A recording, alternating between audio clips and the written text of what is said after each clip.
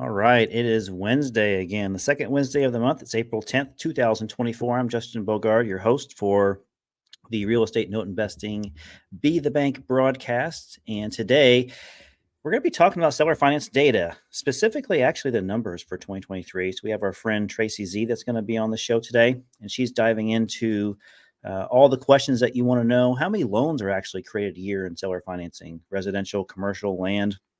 How big is that pool of inventory available for you, and kind of what does it look like over the past few years? So if you want to learn all about that, stay tuned.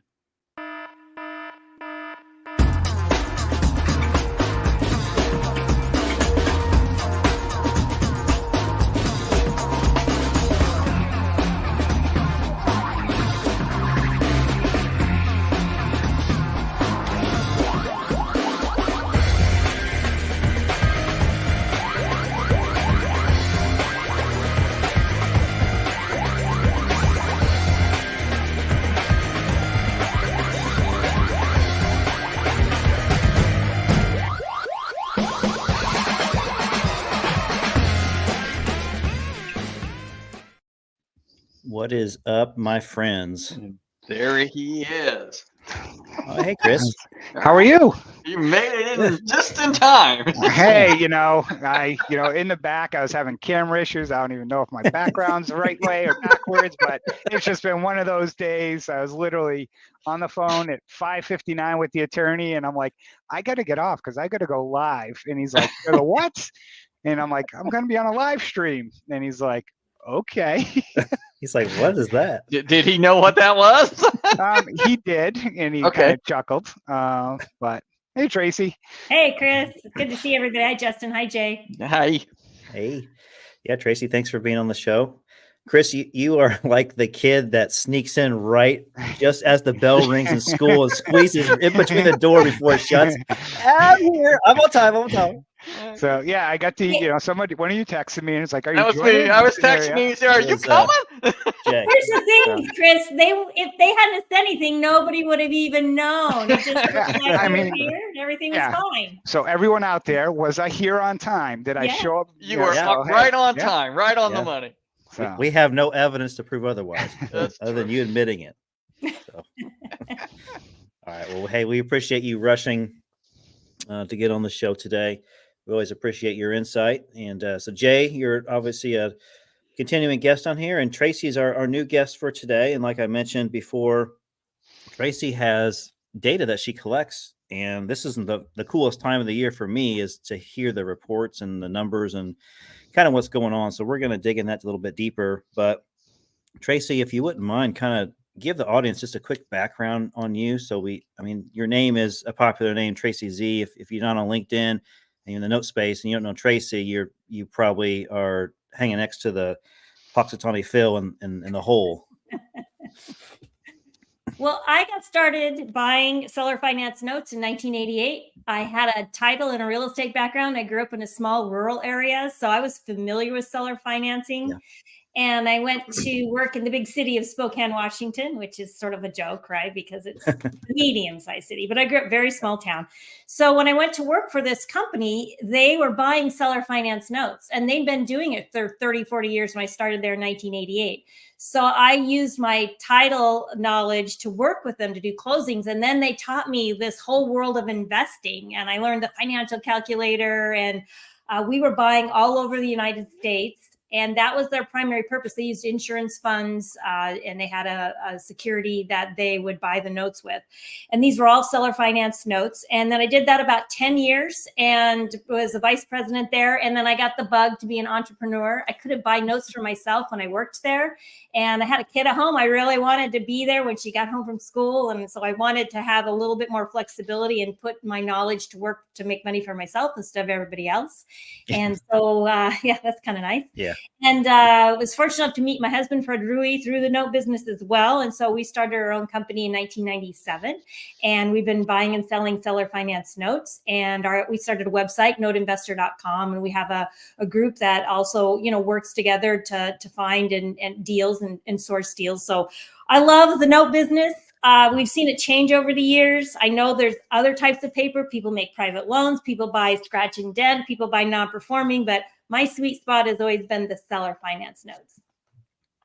Tracy, if you could put it in the simplest terms that you can, because I'm sure you have, a lot of experience doing these elevator pitches, but people often get confused when I try to explain seller financing. So I want to know, how does Tracy explain it to somebody, like what seller financing is? Well, let's say I owned a property and I wanted to sell it to you, Justin, as the buyer. Normally, when I sell it to you, you'd either have to pay cash or you'd have to go out and get a loan from a bank. Right. But if I agree to be the bank, which is what your podcast is all about, right?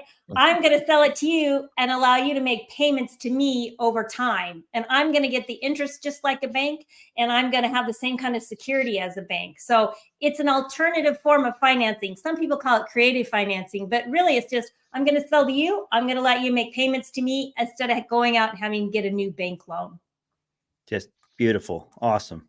I overcomplicate it way too much, and I try to add more to it. So I need to trim it way back. So just out of curiosity, and I'll let each of us chime in. And we'll start with Jay. What is one term you've also heard that's relative to seller financing that means the same thing? Contract for deed or land contract. Yes. Seller carry. It's another one. Great. Owner finance instead of seller finance. Okay. I've also heard private finance. Mm-hmm. Anybody else want to chime in? Any others? Over here. I was going to say agreement for deed. Sometimes people might do a lease option to purchase, which is kind of, it is, but it isn't kind of, you start kind of going down that gray path, but. All-inclusive trust deed, also AITD or a wrap mortgage, wraparound mortgage. That could be a lot of times seller financing. So all these terms that you guys are hearing us talk about, it's all same thing as what Tracy just said. The concept of it is the same. It's just called different things, probably depending on where you're at in the country, right? Oh, true. Yeah. Very true. Yeah. So. I like Tracy's explanation of, if you just think about who's the bank, and if it's the person who owns it, then who's financing? Seller finance, bank finance, private finance could be, somebody privately, that's actually, a simple explanation there, Tracy, that, I found easy. That's why we have her on the show. She just makes things easy. She just, she makes it simple. The KISS principle. The KISS method. That's right. We were talking about that offline. Tracy, off to the side panel, there's like a little communication box, like for private chat. If you want to put that website in for us to go to, so I can add it to everyone on all the platforms during the show. I'm going to go ahead and transition to the PowerPoint here so we can get going with some slides. I know everyone's anxious to see, my PowerPoint because it's so cool. So hang in there. Why are you doing that? I'm more anxious to see if Jay was able to get this to live stream to his other channels. I did. Nice. So the little help from Justin. A little nudge. It shows that it's going there, and I even checked on my phone to see if it was. Wait, you got a phone? I have a phone. You got a mobile phone? And it's not even a flip phone anymore. Oh, wow. I'm going to protect you, Jay, because they're giving the hard time to the person who figured out how to get it to stream. That does not seem fair. So Jamie's not here, so we got to pick on somebody. I would have loved to see. And since I'm the newest to the group, I get to be the one. It's okay. Would have loved to seen his son take a picture of him looking at a rotary phone and trying to look at like either the earpiece or the dial, like wondering like why don't I see it? I grew up on a party line. Okay. I had a party line because I was rural. We had a party line. Me too. I was rural. Imagine having that nowadays. How funny would that be? You learn people treat it like a party line. They're all talking on their phone in public. That's like having a party line. Or they got a speaker phone. Yeah. I remember only having to dial 5 digits to call somebody. Really? Oh, wow. Yeah. So I was very rural area too. We had the last 4 and the last extension from the year, 3-digit extension. Yeah. All right. Let's continue this conversation. Like, oh wow. I'm a squirrel, so just like ignore me because I'm always. Well, like we're leaving now. We're leaving. Yeah. Look at you now. All right, hang on.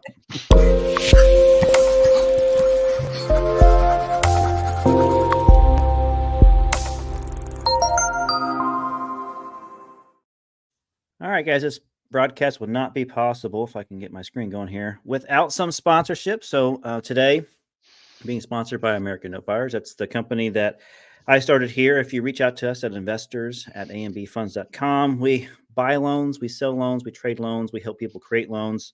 That's kind of our jam. We have a small fund that we started last year, and we're mainly in the seller carryback, private finance, all those words we used earlier. That's the type of inventory that we buy and we sell. If I can get the screen going here again. Here we go. All right. Mr. J, you want to explain real quick? Sure. We raise capital to buy and create mortgage-backed notes, and we pay our private capital partners above average returns, and we help. We kind of are the seller financing. We help families that fall just outside the bank qualifying guidelines to be able to purchase a home. Awesome. Thanks. Chris? Yeah, we're a fund raising money from accredited and non-accredited investors to invest in non-performing and performing mortgages. Sweet.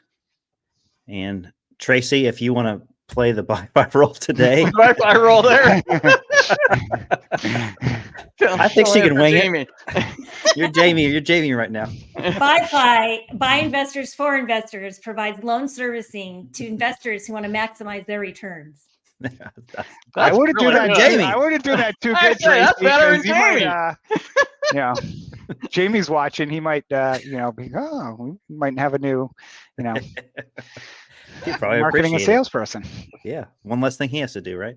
Yep. All right, guys. In the chat, I'm going to be putting in Tracy's website that's going to have the basically the stats and the data that she's going to be talking about here today. So that's going to pull up, and if it's not pulling up, it is going to be, let me see, I'll pull it up on here. Sorry, Chris, you disappeared. Noteinvestor.com/stats is where it's going to be at. So check that out. And all of us on this show right now, all of us have our own podcasts and stuff. Mine's called Be the Bank. Tracy and I are actually going to record one tomorrow. So it's going to be released next Wednesday. We come out every other Wednesday. So we do about 26 episodes a year, and our conversation is geared around real estate notes, but more debatable and discussion topics. So it's just kind of fun. So we're going to beat that up tomorrow. Mr. J has one too.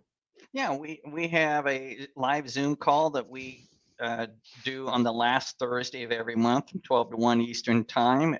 We just call it Note Talks with Kyle and Jay, and that's really driven by the questions that the participants bring to the table. We typically have a couple things always planned, but it's an open discussion to help particularly new note investors to start getting their questions answered and help giving them some guidance to make sure that they're not doing something really crazy.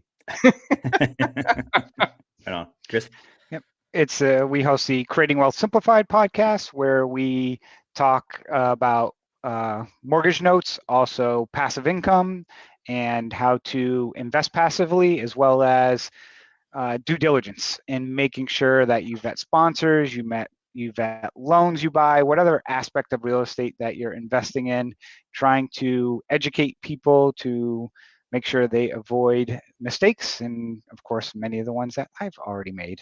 And we also are having Tracy on in the future, and I'm not going to say anything, Justin, but she may have said she was saving the best for last, but we're not going to say anything there. So I don't blame her. Chris, I know you said that, but I want you to know that I do have my Boston Cup out today. Oh, there you go. Celebrate, even though we lost yesterday. The home opener was yesterday, right? Yep. Yeah. All right. We won't talk about that anymore. That's sad news. Anyways, so Jamie has this cool podcast called Diversity from Abundance. It's not really a note investing and real estate podcast. It's a really cool thing that he does, and just talks about when people go through these trials and tribulations and where they end up today. And some of the stories are pretty emotional. I think most of us have been on there as a guest on there to kind of get vulnerable, I guess, and talk about our past and stuff. But I don't know, it's pretty cool. So thanks, Jamie, for doing that. And Tracy, do you have some sort of ongoing podcast that you guys do? We're getting ready to do our twice-a-year Lunch and Learns. They're a free set of Lunch and Learn webinars. So if you go to noteinvestor.com, we'll be sure to send you notifications. Those will be going April 23rd. Again, noteinvestor.com, and also noteinvestor/stats to get the information that we're going to talk about here. Probably right now, if my slide is right. There we go. Okay, Tracy, I'll let you kind of start the conversation here, and I probably butchered up where you're getting this information from and how you're deriving it, but just give us kind of the history and the background on why you started doing this. We always wanted to know how big is that owner finance market. And we have the ability to go to the courthouse and get data that's been recorded. So when property's transferred, a deed gets filed.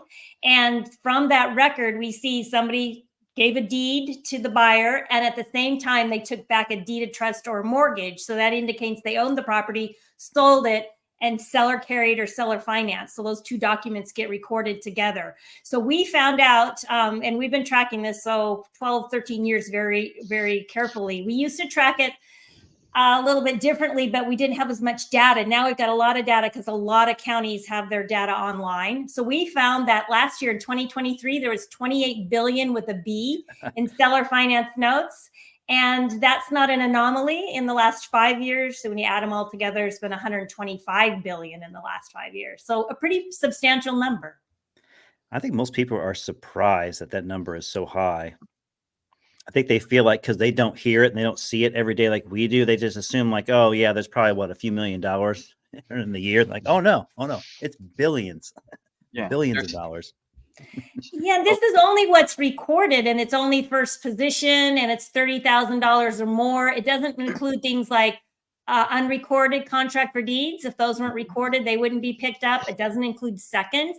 It doesn't include all those private lenders. So if a private person lends money to somebody, that's a private mortgage, a private loan. It's not necessarily a seller financed deal. So it doesn't include any of those. These are truly seller financed where the owner sold the property and took back a mortgage or a deed of trust. Mm-hmm.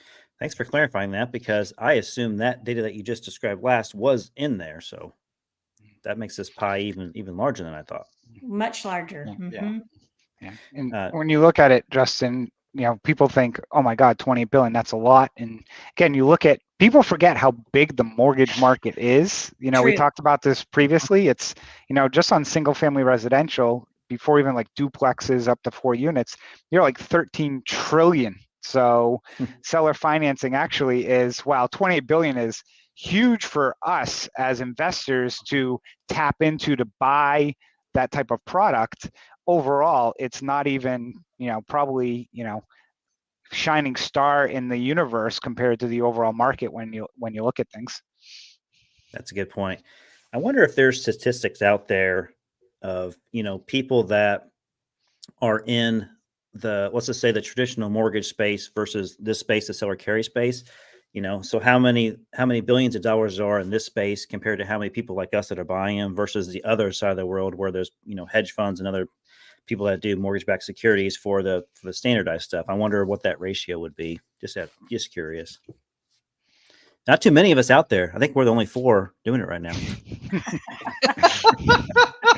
There's a lot of people that say they do it, but then, when it comes to, it's kind of like going skydiving. They might go up into the plane, but they just sit in the seat and never, unfortunately, ever make that leap. Or whether they do it correctly as well. That's the other thing. Yeah, most jump without the parachute, unfortunately. Yeah, there you go. That's exactly what typically happens. That's why you have a quality check before you jump out. There you go. Got my pants, I got my glasses, parachute. Oh, I left that up there. There you go. But I'm looking good going down though. I got my GoPro. That's all I cared about, right? Watching live streaming the video on the way down. Splat.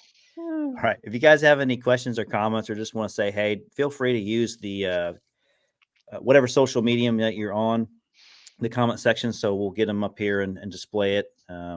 Happy to know that you're listening to us, and we would really appreciate if you'd subscribe to any of our social media channels. And obviously we want you to subscribe to American Note Buyer's YouTube channel as well. And I think Chris has it on his Seveney Investments YouTube right now streaming. Jay has it on his LinkedIn and his Facebook. Is it your group or your private page? Private. It's my both personal pages. Private. Yeah, so you can check us all out there. We appreciate that. Tracy, I'm going to go ahead and go to the next one here. So here's what's cool about 2023, and you're thinking, well, we're in April 2024, but it does take a few months after the end of the year to get all that data collected from the courthouses. They're not always reporting super timely, so we like to make sure it all flushes out. So what we found out was from 2022 to 2023, the dollar volume went up 24%. And we also tracked the count. The count went up 7.3%. So there was more seller finance transactions than there was in the prior year. And what's surprising is this is in a year that we know that existing home sales were way down because there just wasn't as much inventory. Yeah. People were hanging on to that. So a lot of times when the existing home sales go down, seller financing goes down just because we're a certain percentage of it and it goes down, we go down. But right now it's going down and we're going up. So it'll be fun to explore all our thoughts and reasons that everybody contribute as we get through this, why we all think that is. Okay. 89,773. That is how many seller carryback loans were created across the United States. That made up that 28 billion. Yeah. So we do the count and then we do the dollars. And it doesn't include the private hard money financing. It only includes people that own a property and resell it on terms. Yes. That's a significant number. I can't wait to see the breakdown on this. If every time I click the button, it doesn't work, I have to click off a different screen. It's getting annoying. Sorry, guys. All right, Tracy. So we're talking about that in 2023, that existing home sales went down over 18%. They had the weakest year for home sales since 1995, and it had gone down the prior year as well. And yet we see seller financing going up. I was trying to see where it spiked at on that graph. Is that, what would you say, 2006, 2005? Probably 5 and 6. Yeah, We're all trying to get our glasses on. Yeah, I was gonna say, get the readers out. Jay, get out the magnifying glass.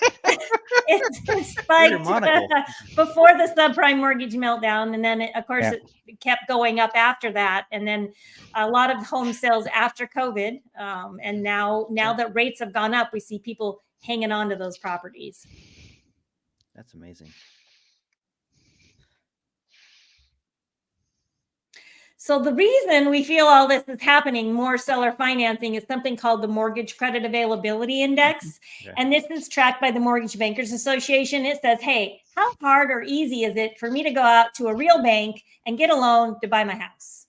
So when it's high, it's easy. And when it's low on that scale, it's hard. And so it got hard after the subprime mortgage meltdown.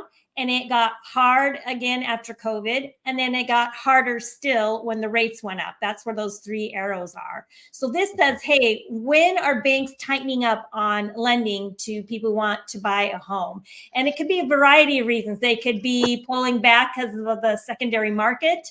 There could be high risk like there was after 2008. There could be money that's dried up.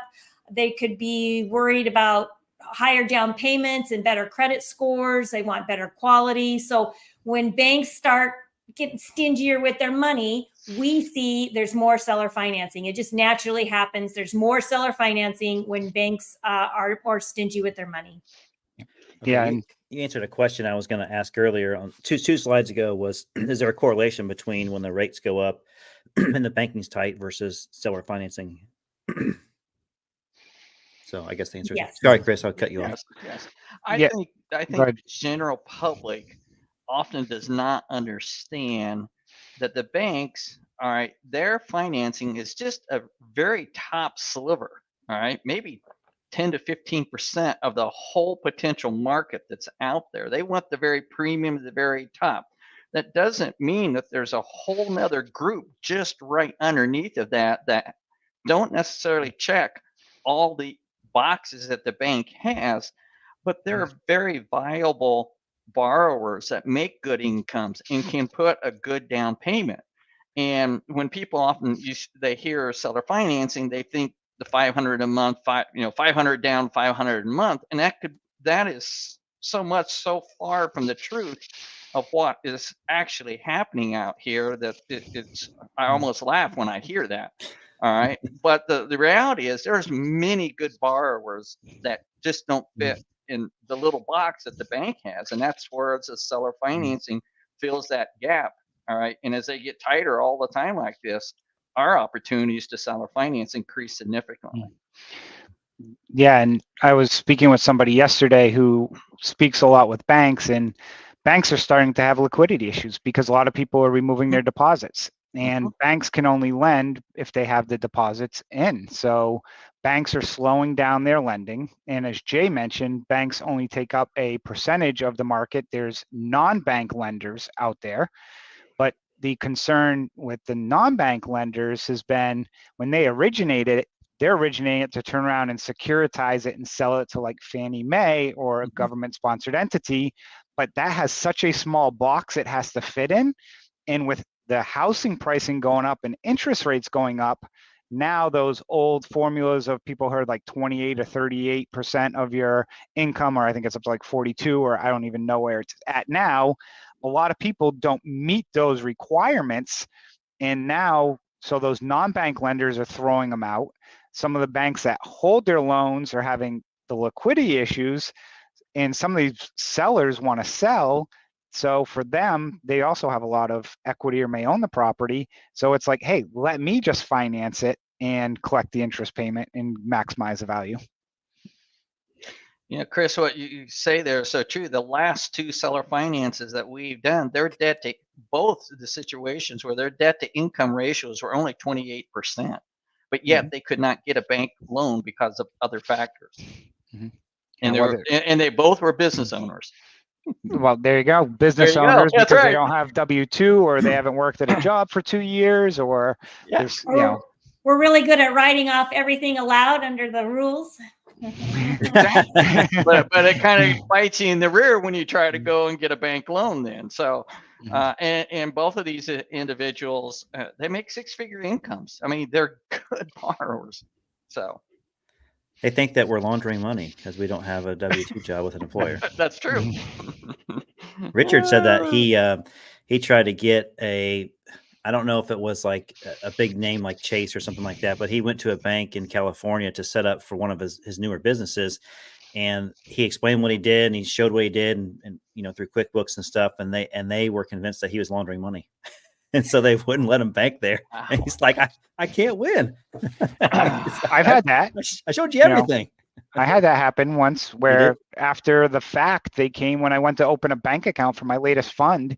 They always go through and audit your accounts and they're like, oh, it looks like you're a payment processor. So we're closing all your accounts. And I'm like, payment processor? What are you talking about? Like, and they would not let me get on the phone with anybody. They would not anything. They're like, kind of, judge, jury, and executioner. It's like, yep, decision's made. You got 30 days to move all your money. I'm like, okay. Kind of sucks for them that this was the largest fund that I'm going to be raising and having millions of dollars sitting in your bank account. But hey, you don't want it. That's fine for me. You're guilty until proven innocent, and you're not allowed to prove yourself innocent. Yep. Wait, I have a question that popped up real quick. Go up there. Sorry, Chris, you disappeared again. What type of due diligence is used to qualify potential homeowners for a seller finance deal? Ooh, great question. Great question. Tracy, do you want to start us off? Well, let's say what kind of due diligence should be used. We'll start there. Well stated. There you go. You don't do the breathing test? If they show up breathing, they get the loan? Fogging a mirror? Hey, that was 2006 and 2007. We don't do those things anymore. So one of the important factors that we find would be, does this person who's going to buy the property have the ability to make the payment? Seems basic, but we kind of talked about that already, about do they have enough income to make that payment? And not just the principal and interest payment, but also the taxes and the insurance and HOA. So that's a key factor that you want to look at. We like to look at their credit worthiness, because how they paid other people is a good indicator of how they'll pay the seller. And we like to see that they put some money down because they've got some skin in the game, because anything less than 10% down, typically we've seen to be a higher default rate. So, there's other litmus tests too, but for us, those are the big three. Chris or Jay, you want to add to that, or sure. you good? Yeah. I would agree totally with what Tracy is saying. I am looking on stability. Is what's all the factors that give me a comfort level of stability. We use a residential mortgage loan originator to underwrite all of our loans. So the borrower fills out a 10003 just like they would for a bank loan. So everything that they do is just like the underwriting and the forms that they fill out for a bank loan. But then I am the ultimate underwriter is the bottom line. And we want to make sure that, as Tracy said, they got the ability to repay the loan. So it's Dodd-Frank compliant. And then we have lent to individuals who don't even have a credit score, but they've been 10 years at their job. All right. They pay their bills. They don't have a credit score at all.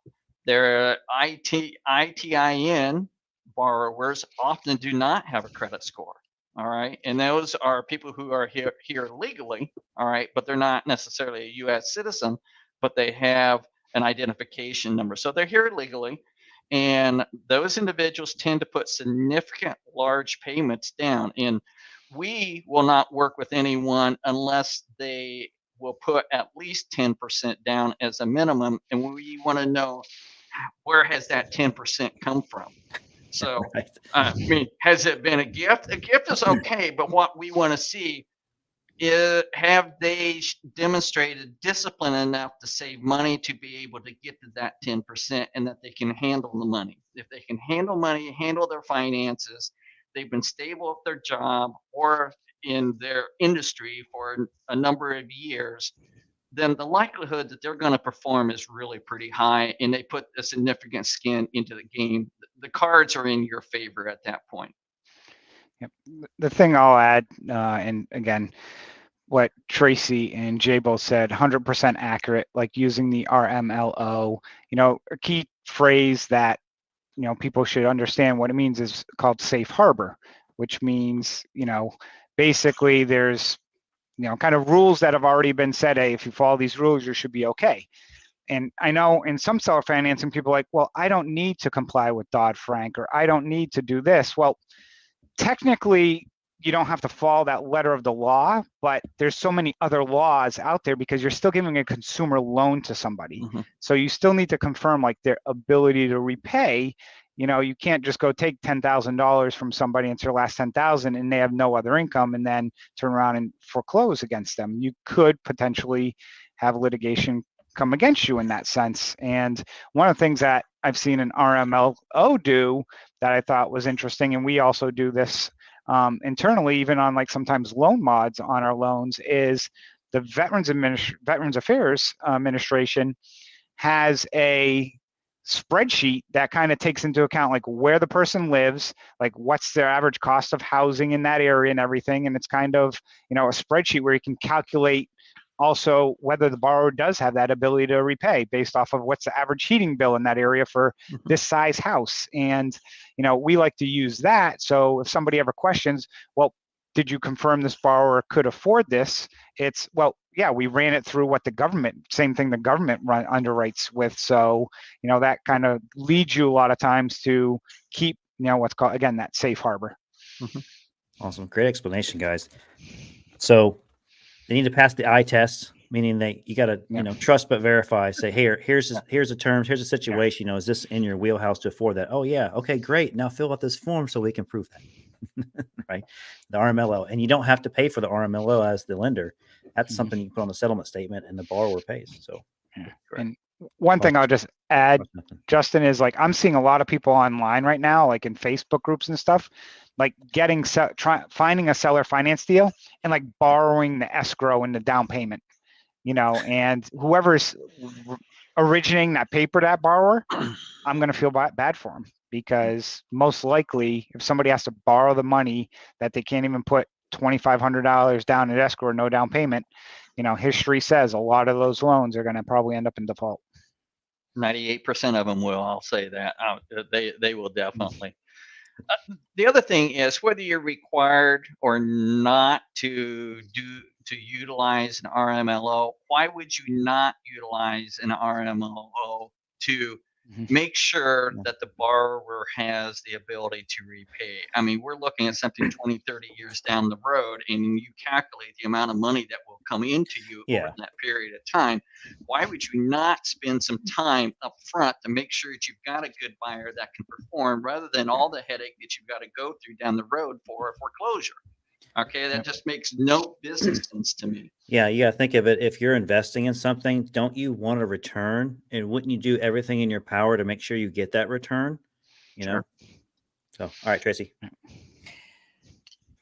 This chart shows that the count, not the volume, by dollars, because, you know, properties keep getting more expensive. So it makes sense that the dollar volume keeps going up. But this is the count. And we can see we had a lot of seller financing after the subprime mortgage meltdown. And that was correlated to that really tight credit market on the last slide of the mortgage credit availability. And then it kind of tapered off. And now we're starting to see it bump up again, because as mortgage credit availability is tight, we find that with seller financing, it takes a little longer for it to trail. It kind of trails behind that mortgage credit availability. So we're thinking this year it's going to be, you know, another increase in seller financing like it was last year based on that. That's pretty cool to see it over the past, was that 13 years? We've tracked it even further, but at some point, Fred told me, my husband, that's too many things on one slide. It looks like a roller coaster okay, now. I'll take off 2 years. Right. Now, based on CPI today, it doesn't look like rates are going to go down anytime soon. I haven't seen what the Fed minutes said, but I just heard that, you know, numbers didn't come out too well today. Oh, cool, Tracy. You got a little thumbs up when you did that on your video screen. That's pretty cool. I didn't know I did that. Awesome. Technology, squirrel. Sorry, Jay. You haven't done any updates in a while, Jay. Sorry. All right, Tracy. Owner financing is not just for residential. Residential makes up about 50% of that, even more on the count, about 63%. But we also see commercial that's seller financed, and that made about 33% in the dollars, about 17% of the count. Land is seller financed. That was about 13% on the dollars and 16% on the count. And then some of the counties don't always report what the property type was. So we always have this little bucket that we don't quite know, but it pretty much averages out like the other three categories. So it's not just for residential. Now, when we talk about MLOs and owners that occupy and live in that home, that's a lot of the Dodd-Frank conversation. When you talk about investor properties or commercial or land, those don't always apply. Check with your attorney, but that doesn't always apply to Dodd-Frank. But nonetheless, that is a lot of seller financing that we see out there. So bulk of residential, then commercial, then land. I actually thought land would have had, from a count perspective, not dollar, but from the count perspective, would have been higher than commercial. Is it because you only took 30,000 and higher in UPB? That could be. Yeah, that's a really good point, Justin. Yeah. Because that's my ad for today. I'm done. I'll sit back now. You get the gold star. Yes. I would say I have done a couple commercial loans, and what we've done with seller financing to help some people that we know locally and have confidence in how they operate. But we still put them through underwriting. We still did an RMLO with them. Just because I want to know where they stand and I want to know where all their debt is. I want to know everything about them, and I've communicated that right up front. So, best practices, right, Jay? Best practices. That's right. Yeah. Yeah, you don't need somebody telling you have to do it to make it good to do it. Like, you don't need your dentist to tell you to brush and floss. You just know you need to brush and floss. So I don't know. I need to be told. That's just me, though. And I just like to kind of pull up, it's a whole lot of numbers, but this just shows how that residential commercial land broke down since 2019 for the last 5 years, how we got to that 125 billion.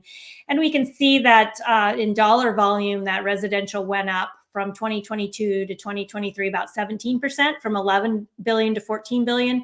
And commercial went up from 5.8 billion to 9.2 billion. That's a 60% increase. So we're seeing a lot of increase on that commercial side of seller financing. That's very indicative of what's going into the commercial lending, it's even tighter, much tighter than the residential side. And land pretty much stayed the same. We had a big bump in land back in 2019, 2020, when we saw lots of big developer packages getting sold off before they got split up into smaller parcels. But that's just interesting to see, which categories are growing, at least by the dollar volume. Do you have any future slides here that we're going to see that show what the average commercial seller finance loan was? Yes. Okay. The unknown was, it looks like either the county started accounting for the proper type of loan that it should be going to, and it keeps getting smaller and smaller. So at least it sounds like they're getting better with that. Yeah, and I got to give credit and a shout out to Advanced Seller Data Services. Scott Arpan owns that company. He's been supplying us this data. He actually goes out and scrapes it all. And so, every year he gets better at fine tuning that data. So thank you, Scott. Yeah, thanks, Scott. You can't do 9.3 billion divided by 15,142 in your head, Justin. So I'm sorry, what? What? All I see is a bunch of commas. That's all I'm I gonna see. say about average. 620,000. No, I saw you on your calculator. Don't act No, like my you got that calculator's on over your there. head. Yeah, So wise guy, huh? There you go. Coming up Wow, on the look at next that. slide.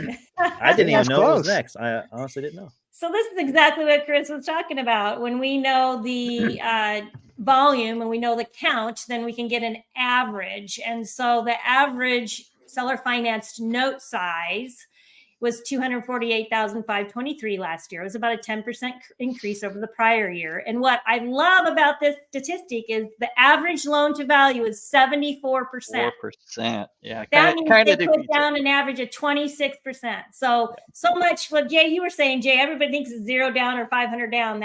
This shows that is not the case, as you said. This isn't FHA where it's a negative 3% down. We'll give you 1,500 to get this loan. And then commercial also had a nice hefty down payment because it had 72% loan to value. And the average size was 613,000. That was a 41% increase from the prior year. So a big increase. And land stayed pretty close to the same. I think it's about a 6.9% increase, but also lots of down there, almost 30% down on the land deals as well. So the number that says versus underneath the LTV, is that what it was before? Did I miss that? Prior year. Yeah. Prior, 2022 is the little one and 2023 is the current. Yeah. I keep telling land people that 30% down is 30 to 40% down is the common number to seller finance land. And they're just like, I think 10% is. I'm like, oh no, you won't be selling it to somebody like me without a big haircut.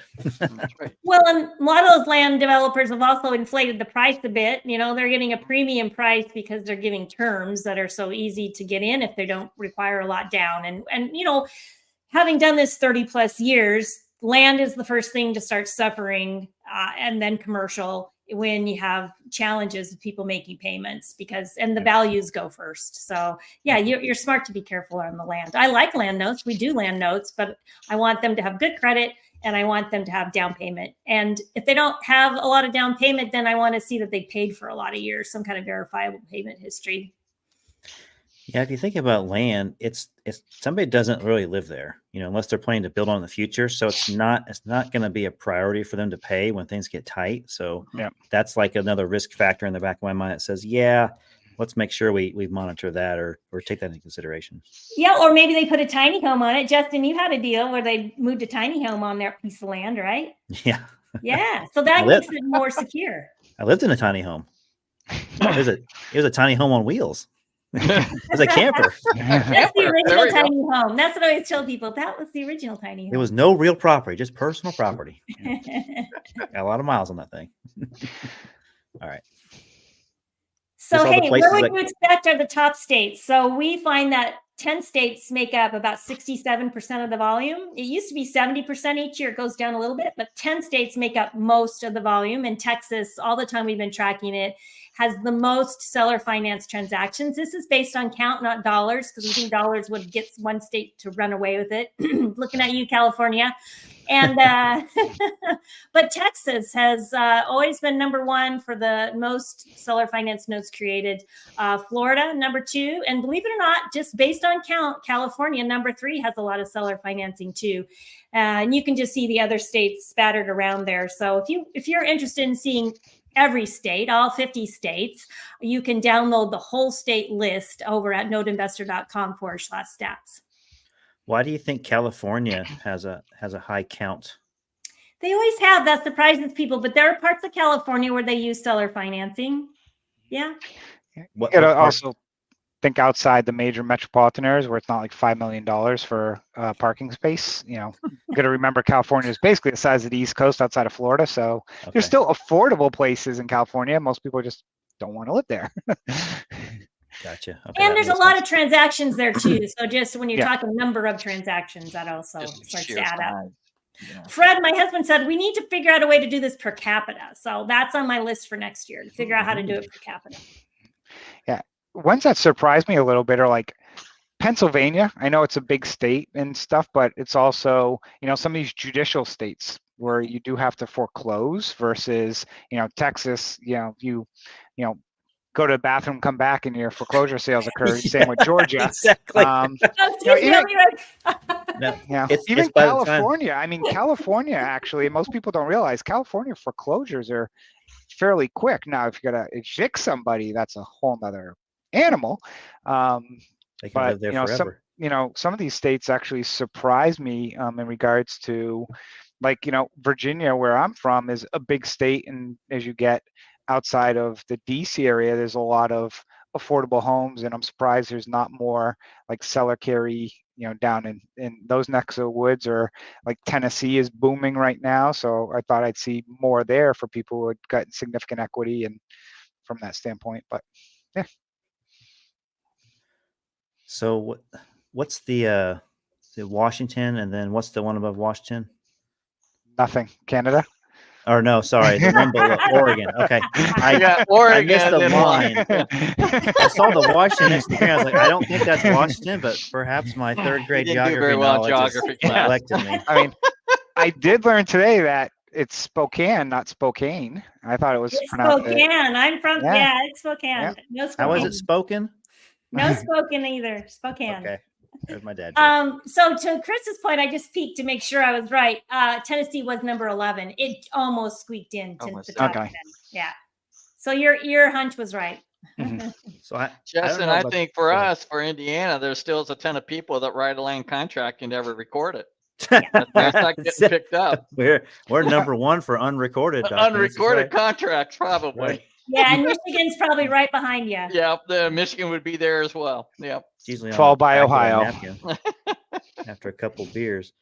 So Florida being number 2, I've heard it up there in the top 5. Many years since you've been announcing this data, annually, but I don't see a lot of seller finance Florida loans for some reason, and I don't know why that is. But do you guys see a lot of Florida loans come across your desk? Land, okay. Mm-hmm. That swamp land. Swamp land. I own some of that. Home and land that's considered real property. Yep. I like those better than just land, because usually the people are living in it, so they'll pay the payment to keep the roof over their head. They're a little more challenging when it comes to insurance, but yeah. So this just is kind of how we do the count, and there's that Tennessee in there, 11, South Carolina, Idaho, Ohio, Utah. So yeah, if you want to see where your state, you can go to that noteinvestor.com/stats, and you can download a copy of it. So Texas has always doubled the second place winner on this chart. Yeah, they have. People say, why is that? And it's like, well, first off, they've been doing seller financing a long time. It's a big state, and seller financing they're just used to it. I mean, more something's done, it becomes acceptable. They also have a lot of buyers that also might be no credit or ITIN, and so they might have more challenges getting bank loans. And they have really good rules and laws in Texas. They're friendly to creditors, as Chris had mentioned, and they're fair also to the buyer borrowers, especially when it comes to wraps and subject tos. They have very specific laws to protect those buyers. And so I just think Texas makes it easy for everyone to do seller financing in their state. And so it just continues to grow. They don't have any state income tax there, do they? They don't. Is that right? Yeah, that is correct. Probably one of those states that does that. They're very friendly to everybody. High property tax, though. correct? They do. Yeah, Mhm. that's true. Well, they looked that over because of the no income tax. That's the way they justify it, right? That tax is Well, coming from the somewhere. freebie we'll take from here. We also look at the types of note creators. So if somebody creates one note in 12 months, we consider them a mom and pop. You know, they may not create any more notes, or maybe they'll do another one, but usually they sell their home and they're moving somewhere else. And 86% of those are mom and pop sellers. And people always think it's going to be the other way around, that the pros are doing more of these. But the pros who created 2 or more notes in a 12-month period, they make up about 14%. And this is by count. And some of those create 4 or more notes. That's that 6% of the whole. And 8% of them create 2 to 3 notes. So, you know, you start getting over Dodd-Frank, as we talked about before. There are some exemptions for seller financing if you're an individual doing one in a 12-month period, and there's some additional restrictions, requirements when you're doing more. And so we kind of like to break that out. We also like to break it out and think about it in our marketing, because we would talk to a mom and pop note seller different than we'd talk to a professional note seller. Their motivations for selling might be different also. The quality of the paper is different. When we talked about all those things that, we hope they used an MLO and they made sure they could pay and they checked their credit and they got some down payment.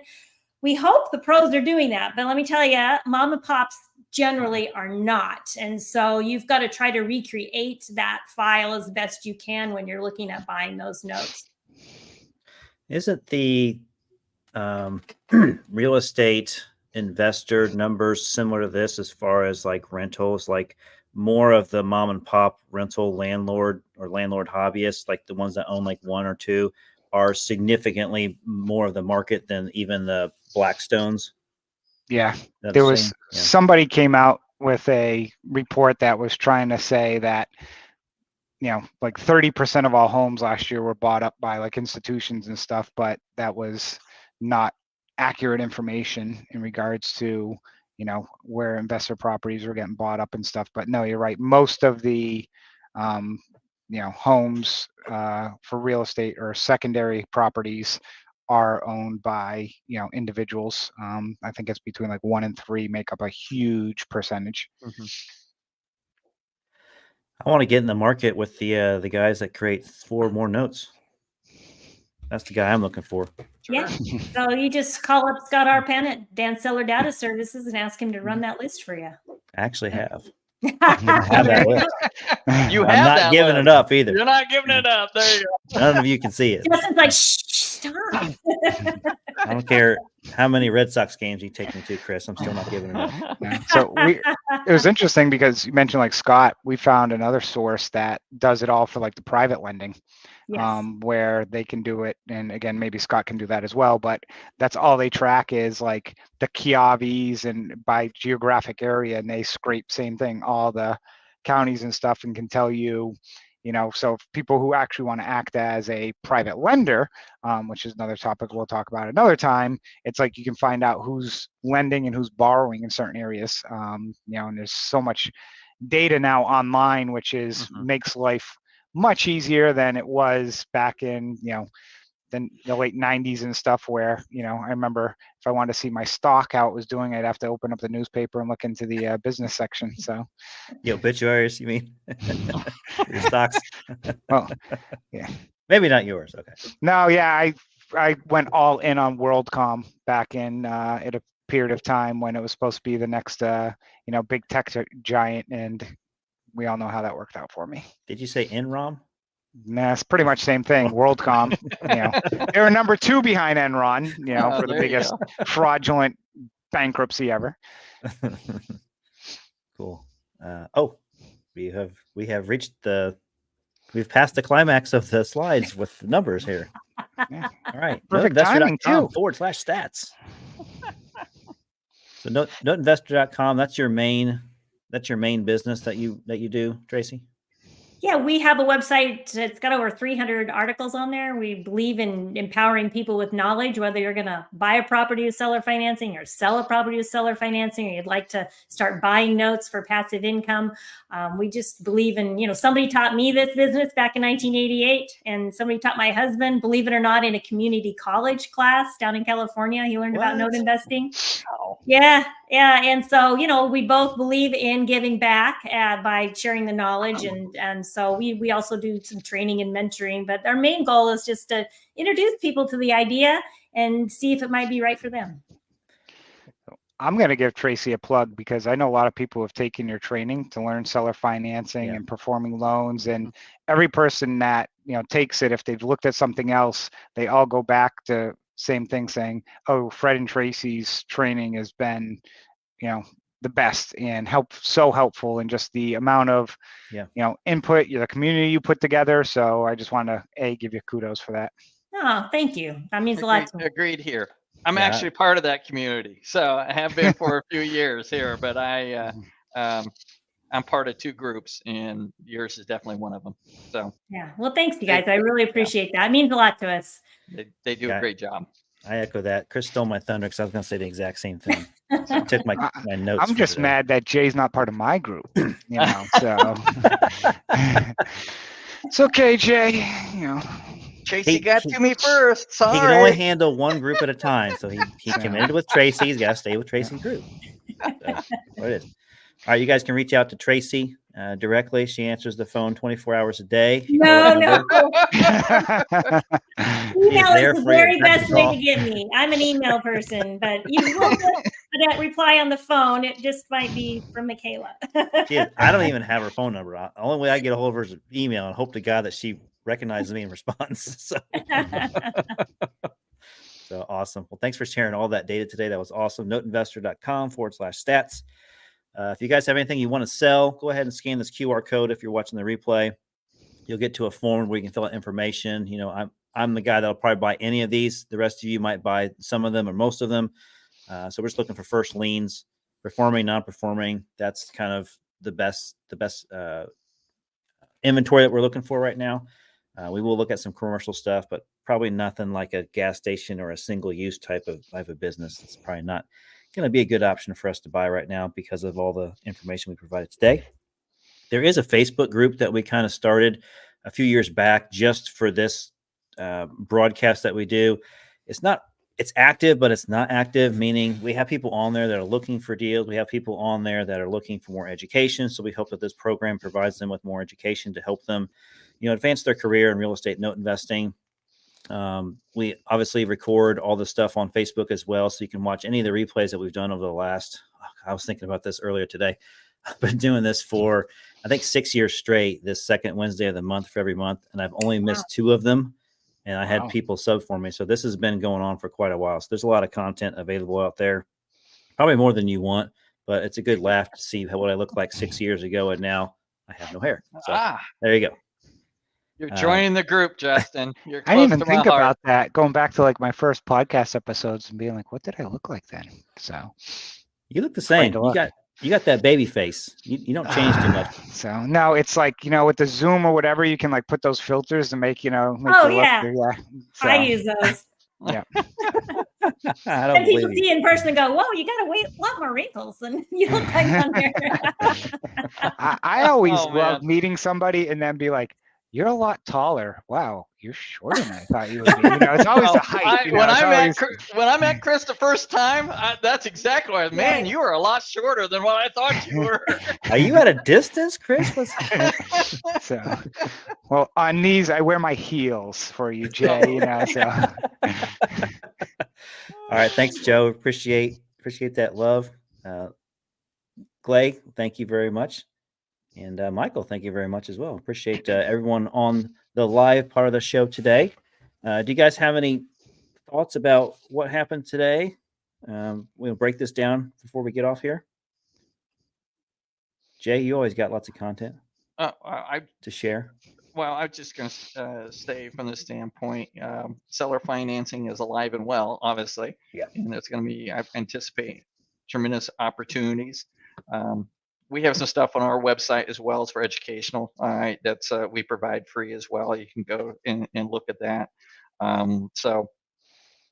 Great, and I think we all will buy pretty much everything of what Justin said. We're all on that boat, so it's whatever, whoever you want to work with. Yeah, I'll distribute the opportunities to these folks on that are my guest here, my guest hosts, and so we all take take a crack at it. If you got something that you want to sell, any of us will probably buy it. Tracy, thanks for being on today and adding all that stuff. Look forward to doing a recording with you tomorrow. Is there anything that you want to add before we leave for today? I like to just tell people that there's enough for everybody to go around, and that's a lot of paper, and that's just a small niche of what we all do. I mean, when you talk about the non-performing or the scratch and dent or the private lending, or these unrecorded land contracts. I mean, there's so much more market out there. And so we see, the markets ebb and flow. Sometimes some types of niches are more popular than others. And so right now, seller financing is having its day. But when you look back at it, it's always had its day. There's always plenty to go around. And so I think, like all the people here that you have on your show, we kind of feel that way. And we know it's like, hey, I got this deal and maybe not fit for me. It might be good for you. I think I just asked Justin to check out a piece of property in Indianapolis for me. Thank you. And so we are a network because, you get to know people and you got boots on the ground in your own local area. And so if you network with the right people, I think you'll find that it's a very open community, and don't be afraid of it. I mean, it's something different than maybe you've done, but different can be very good. Did you pull the trigger on that deal? No. Good. Thank you for your intel. Go ahead and explain what we did. Oh, do you want to talk about it? Yeah, we can talk about it real quick. Yeah. Okay. All right. It was a seller finance note that was recently created by somebody who was a professional seller, and it had a nice 10% down payment. It had a second, and it looked decent overall. It had a nice rate. I just didn't know that area because I don't live in that state, and I could have hired boots on the ground to go look at it. I of course looked up data online to get my feeling for it, and ultimately I could have just hired somebody to go out and look at it. But I'm like, hey, I know somebody that lives in that nearby that city. Why am I wasting all this time? Why don't I just ask the question? And I said, this is what the online data is showing me. Boots on the ground are way better. Can you tell me whether you feel this is a up and coming neighborhood, or if there's issues with values or perhaps safety issues? And so, yeah, thank you, Justin. You reached out and gave me an answer back right away.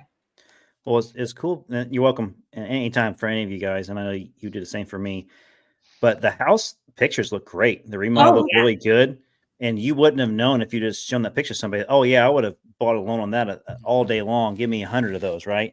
And then when we find out that it's not really in an area that's going to be just a good area, just like, yeah, okay. Some people specialize in that paper. It's not what I want. I'm buying it for a self-directed IRA, and that's just not the kind of paper I'm looking for that. Yeah. But somebody else, it might make a good home for. It's just, everybody has a different appetite, and I'm in the sleep well at night appetite column. All right. Tracy, you bring up a good point. Every one of us have different criteria. Just because it may not work for you, may not necessarily that wouldn't necessarily work for me for what we want. Every investor has their own set of criteria of what they're looking for specific reasons. So just because one doesn't work for one person doesn't mean it would not work for another. Yeah, that didn't mean it was a bad deal. I mean, the paper was written well. They did all the things with an MLO, and the property looked nice. It just didn't fit my portfolio, but there will be a home for it out there. Okay. Chris, you have anything you want to add to the final thoughts here?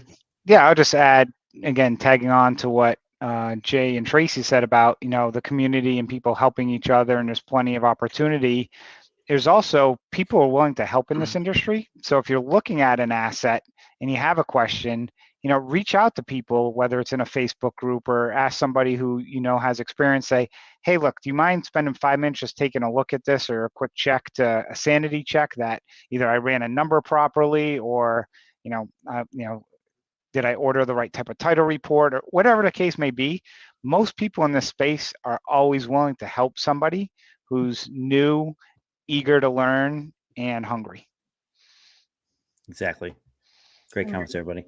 All right, guys. Thanks for everyone that was on the live broadcast. If you're watching the replay, we appreciate you watching the replay, and you can still add comments to it, and we'll see it, and I'll be able to ask these guys, or give these guys some feedback if you have some questions for them as well. So I'm Justin Bogar. We got Chris Seveney, Jay Redding, and Tracy Z from noteinvestor.com/stats to download all the stats that you saw from today. And we will see you guys. I think it's May 8th is the next one. It's the second Wednesday of the month. So hope you all had a good eclipse. I know that we had it here in Indiana. We got it. We had totality there. So did you guys have it? My son was like, that was uninspiring. How dare him? He was like, that was a letdown. You know, we had probably, I don't know, 70 or 80%, but, you know, he was all excited. I'm like, okay, let's go outside and stuff. And then he's like, that's it. I'm like, yep. And like, that's fine. Remember when I was a kid, that was kind of same thing, you know? So yeah, we didn't have full totality. So it's, you know. We didn't. I'm about 2 hours north of where Justin is. We're both in Indiana, and we were at 99.7 or 8%, something like that. It got dark. It got dark enough to turn the street lights on and everything, but it was not like pitch black out or anything like that. So you were right in Indianapolis was in the totality, right? Yeah, we were full for 3 minutes and 40 seconds. I think it was totality. Ooh. So we took our glasses off and everything. I wasn't expecting it. What I saw, what it looked like, it was just kind of neat. And all of a sudden, when it started coming through, you see this like piercing, bright light, like coming right in your eyes. Oh, put on my glasses now. Yeah, And it was done. It's like, I get it now. Tracy, maybe someday I'll go to Florida. So, all right, guys, we'll see you next time. Thanks, All everybody. right, thanks. Good seeing everybody. Have a good evening. Bye bye.